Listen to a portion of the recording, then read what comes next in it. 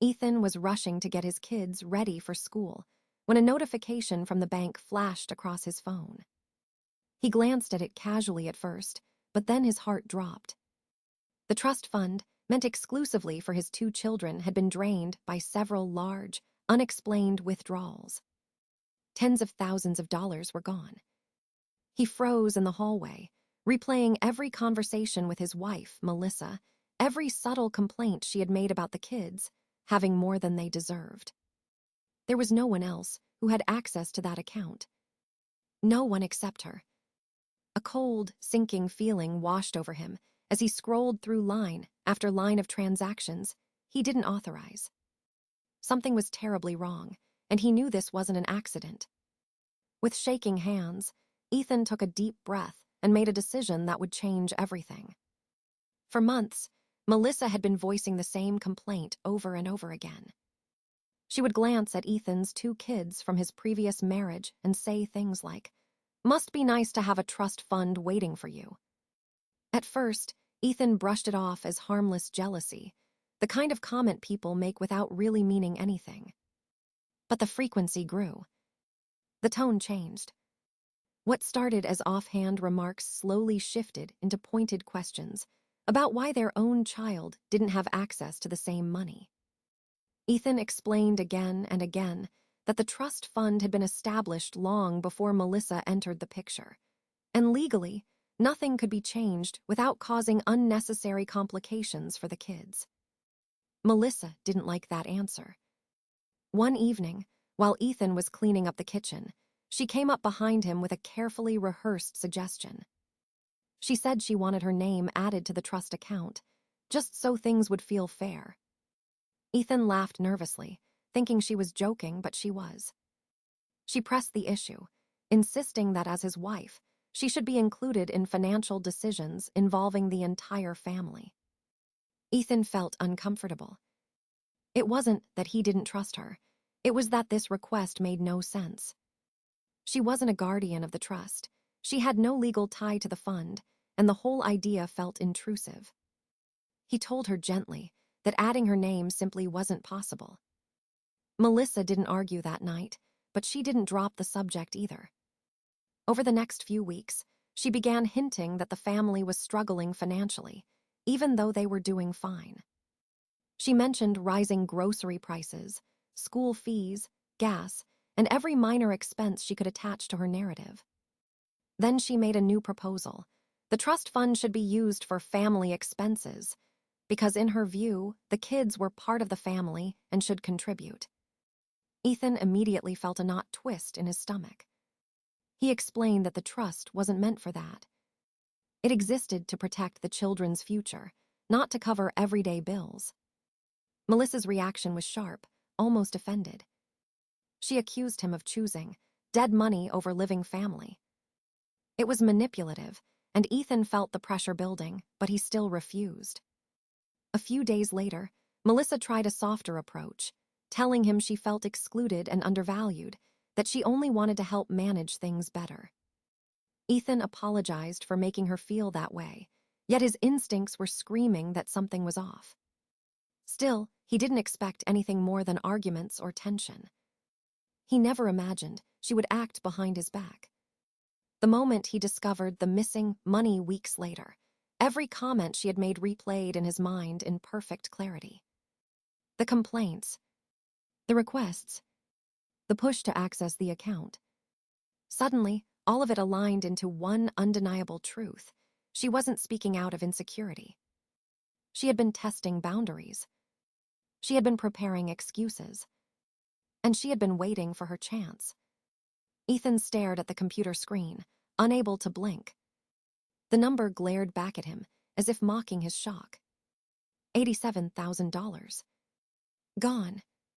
Not transferred. Not invested. Simply withdrawn in chunks that made no sense and had no attached explanations. He scrolled through the statements again, hoping it was a glitch, a duplicated line, anything other than what it clearly was.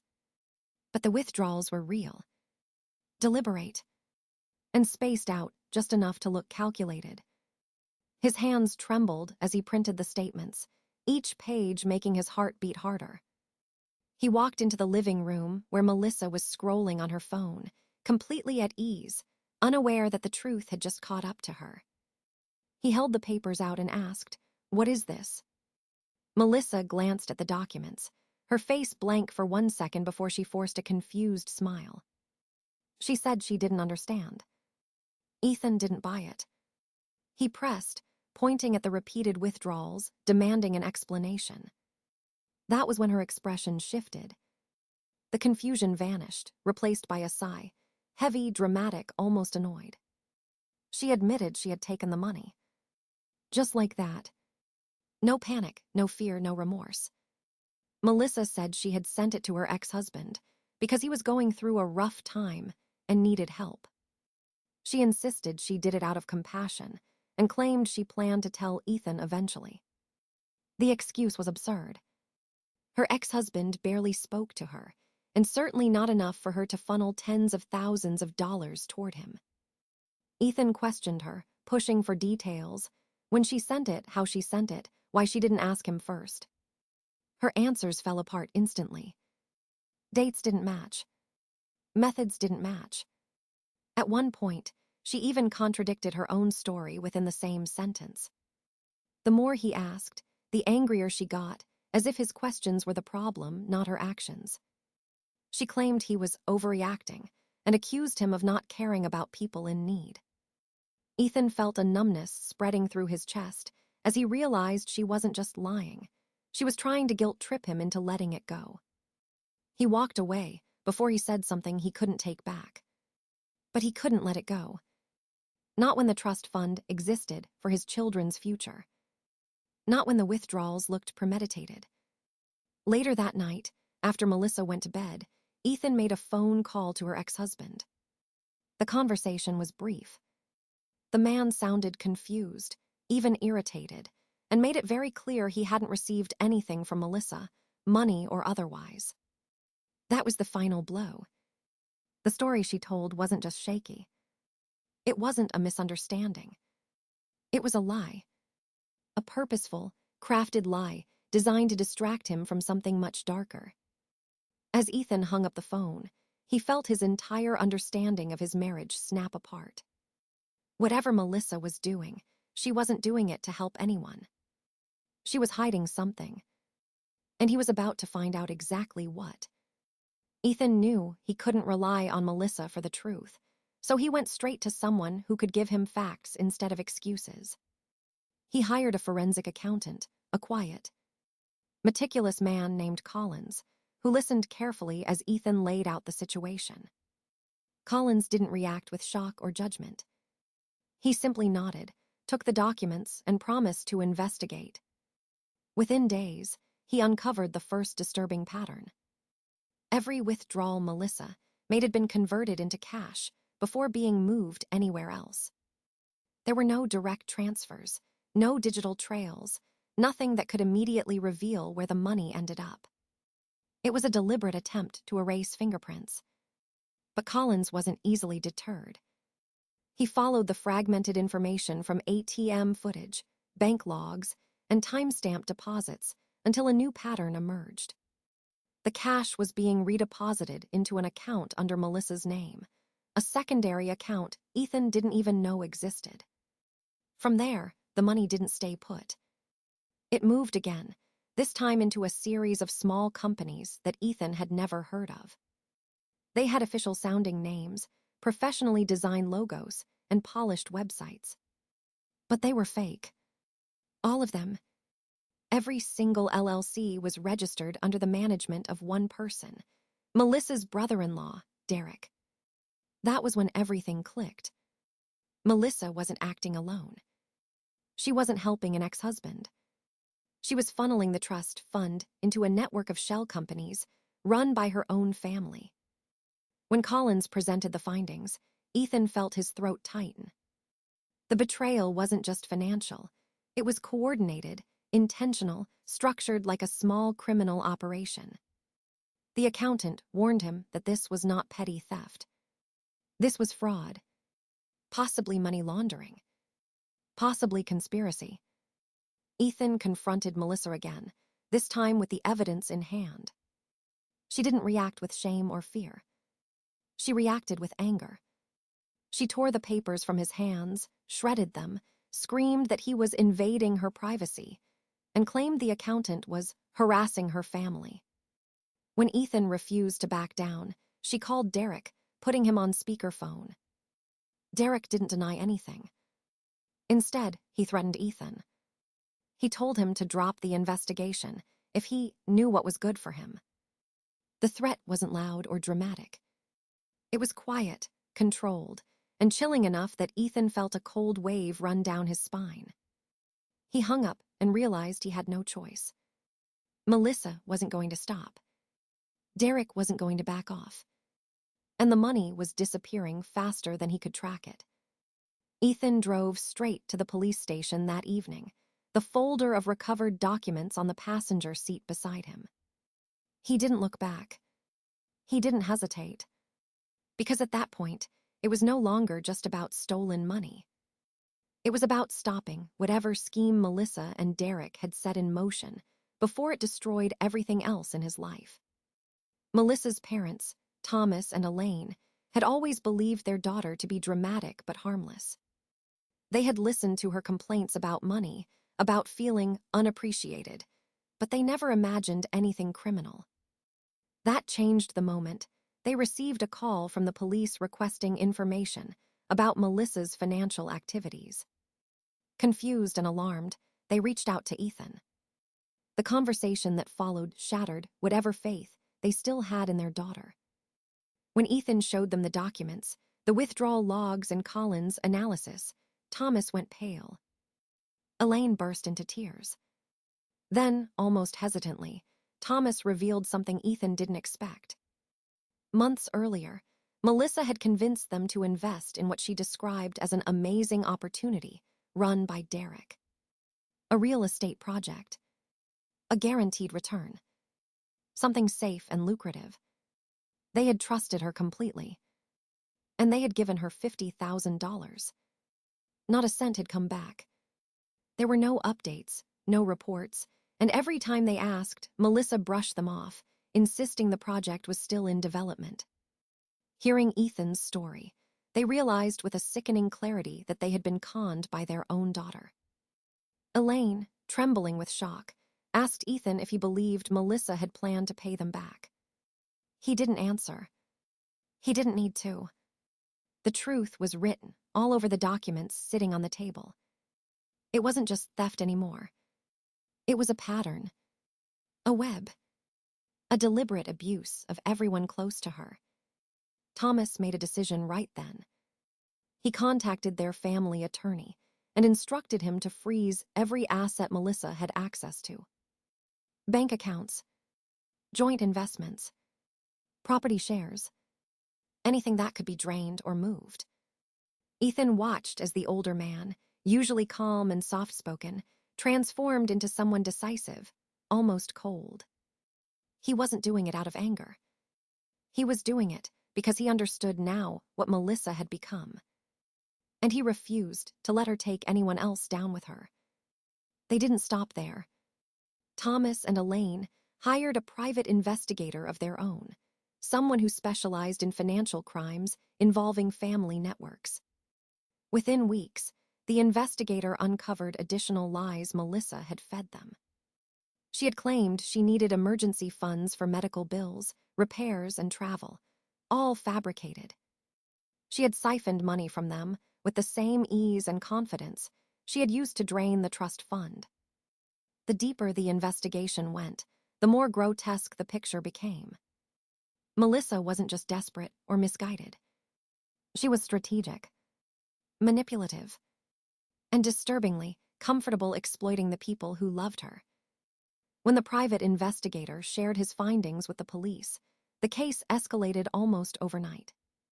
What had begun as a suspicious withdrawal had become a multi-victim financial scheme. And Melissa's parents found themselves cooperating with law enforcement in a criminal investigation against their own daughter. The emotional toll was devastating. Elaine cried constantly, torn between love and disbelief. Thomas withdrew into silence, wrestling with the guilt of having raised someone capable of such intentional harm. But even through the heartbreak, they stood firm. They knew that stopping Melissa wasn't a betrayal. It was the only way to protect everyone she hadn't harmed yet. Derek's arrest happened early on a Tuesday morning. Ethan received the call from the detective assigned to the case, informing him that the shell companies tied to the stolen trust fund were officially confirmed as fraudulent. When the police raided Derek's apartment, they found forged documents, fake contracts, and detailed spreadsheets outlining every dollar that had flowed through the operation. Most disturbing of all, Melissa's name appeared repeatedly. Emails, signatures, consulting invoices created under an alias she had used before their marriage. It wasn't possible to deny her involvement anymore. She wasn't a bystander.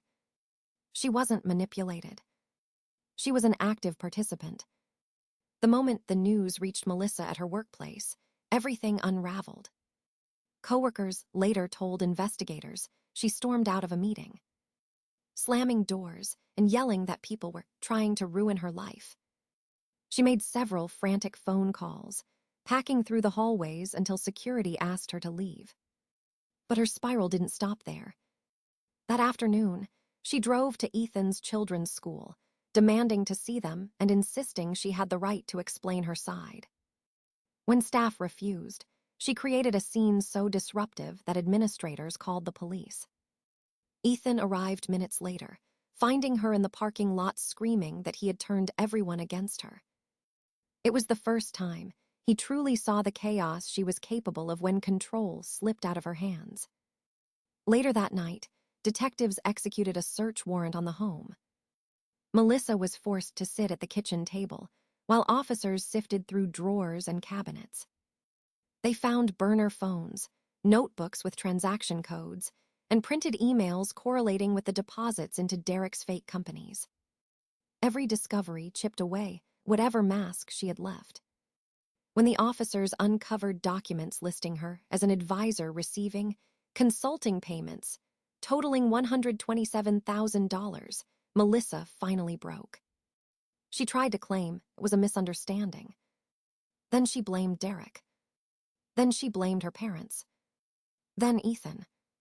The story changed every 5 minutes, unraveling just as quickly as her composure. She alternated between sobbing, shouting, and insisting she would fix everything if people would just give her time. But the officers weren't moved. The evidence was overwhelming, and they made it clear that she was now a central figure in a criminal investigation. Over the next several days, Melissa's behavior deteriorated dramatically. She showed up unannounced at Ethan's workplace, demanding he retract his statements. She sent him long, erratic messages accusing him of betrayal. She even tried to confront the forensic accountant, who immediately reported her behavior to the authorities. The community around them began witnessing the fallout firsthand. Neighbors saw police cars outside the house repeatedly. Teachers at the children's school sent emails expressing concern. Friends distanced themselves, unsure how to process the sudden explosion of lies, financial crime, and emotional instability unfolding in real time. By the time prosecutors officially informed Ethan and Melissa's parents that charges would be filed, the damage was complete. Her carefully crafted world, image, marriage, reputation, collapsed like a tower of cards. Melissa was no longer someone making questionable choices. She was someone whose entire life had become a fraud. And everyone she had pulled into her schemes was now fighting to escape the wreckage she left behind. The legal process moved faster than Ethan expected. With Derek already in custody and the documents linking Melissa to the fraudulent LLCs in the hands of prosecutors, the case expanded into multiple criminal charges. Detectives recovered a total of $128,000 through asset freezes, reverse transactions, and seized accounts tied to Melissa's activities. But even with the money coming back, the emotional and legal damage was irreversible. Ethan filed for divorce, and the court granted an emergency hearing after reviewing the evidence of financial abuse, manipulation, and Melissa's escalating public outbursts. The judge issued a temporary restraining order, preventing Melissa from contacting Ethan or the children. During the custody proceedings, prosecutors submitted reports detailing her attempts to confront school staff, disrupt work environments, and interfere with the investigation. The court concluded that Melissa's presence posed a risk to the children's stability and emotional safety. Ethan was awarded full temporary custody, pending the criminal trial. As the hearings continued, Melissa's legal team struggled to build a defense.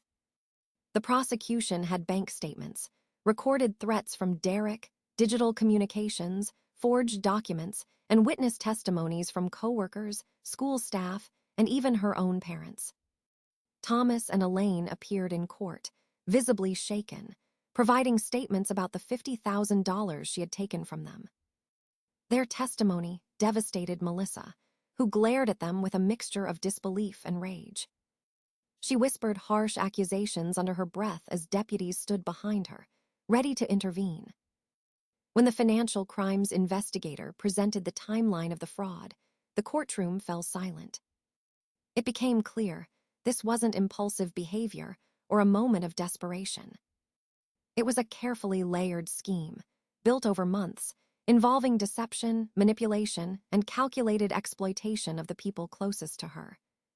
The charges formally brought against her included theft, wire fraud, money laundering, conspiracy to commit fraud, and falsifying financial documents.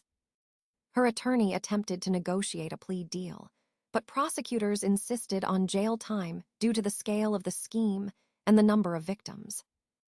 During the sentencing phase, Melissa broke down, sobbing uncontrollably as she addressed the court. She blamed stress, childhood pressure, and claimed she never meant to hurt anyone. But the judge, unmoved, emphasized the methodical nature of her actions and the repeated choices she made to harm her family. Melissa was sentenced to 2 to 5 years in state prison.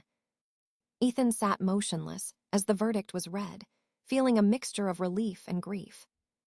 This wasn't the life he had imagined, but it was finally a turning point. After the sentencing, the court finalized the divorce. Ethan received full legal custody of the children, along with a long-term no-contact order, preventing Melissa from reaching him or the kids without court approval. Thomas and Elaine maintained limited communication with her through a monitored channel, but the relationship was fractured beyond repair.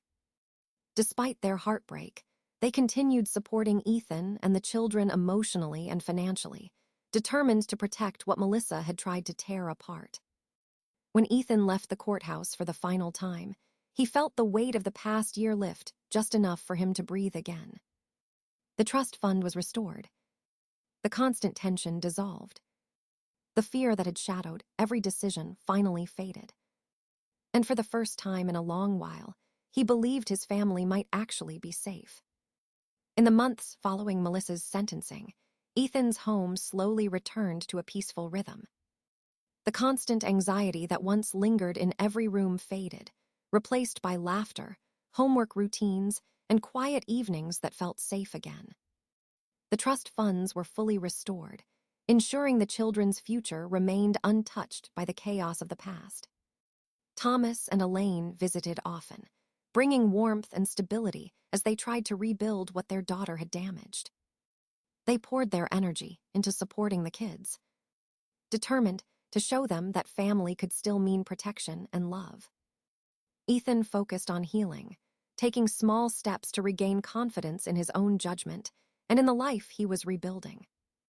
Though the scars remained, they no longer defined him. Melissa, meanwhile, faced the consequences of her actions alone, her world now confined to prison walls and the reality she had created for herself. Ethan understood that some wounds could never be undone, but he also knew that surviving them had made him stronger. As he watched his children playing in the backyard one quiet afternoon, he finally felt something he hadn't felt in a long time. He felt hope,